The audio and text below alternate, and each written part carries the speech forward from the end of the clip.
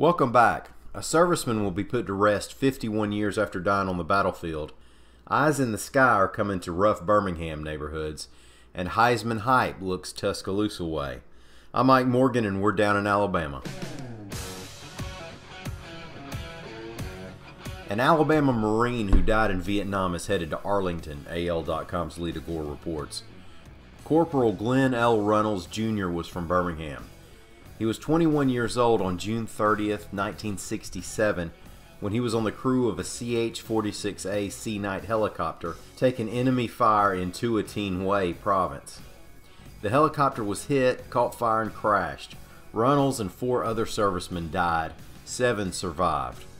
For decades, those killed were MIA. The crash site was excavated in 2012, and over the next few years the remains were identified. Runnels in 2015.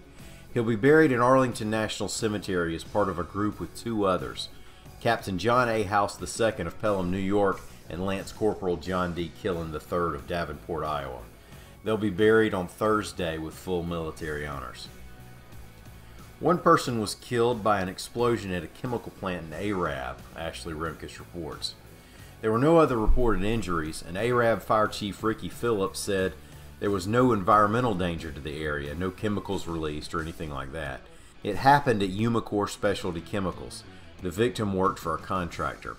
OSHA is taking over the investigation. In Birmingham, the City Council has approved a resolution to authorize a surveillance camera program, reports AL.com's Aaron Edgman.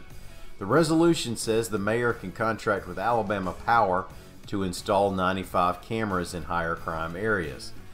The deal with Alabama Power will cost the city $56,000 a month for 5 years and place 95 cameras at undisclosed locations in the Central Park, Inslee, Gate City, and Kingston neighborhoods.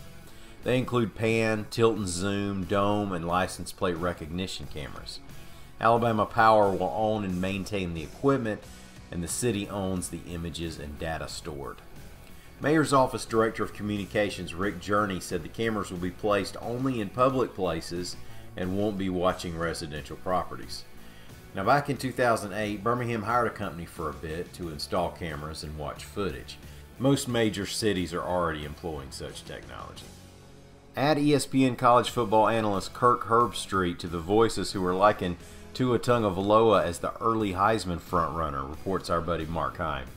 Said Herbie on the network's Get Up program, quote, "What Tua's doing is not fair to the rest of the planet.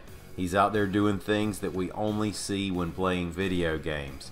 You're almost starting to run out of positive things to say about him because every week he continues to raise the bar." Vegas agrees, having this week made Tagovailoa the odds-on favorite to win the award. And that's what you can expect after completing 22 of 30 passes for 387 yards and accounting for 5 touchdowns against Texas A&M. And he does all this stuff in 3 quarters or less.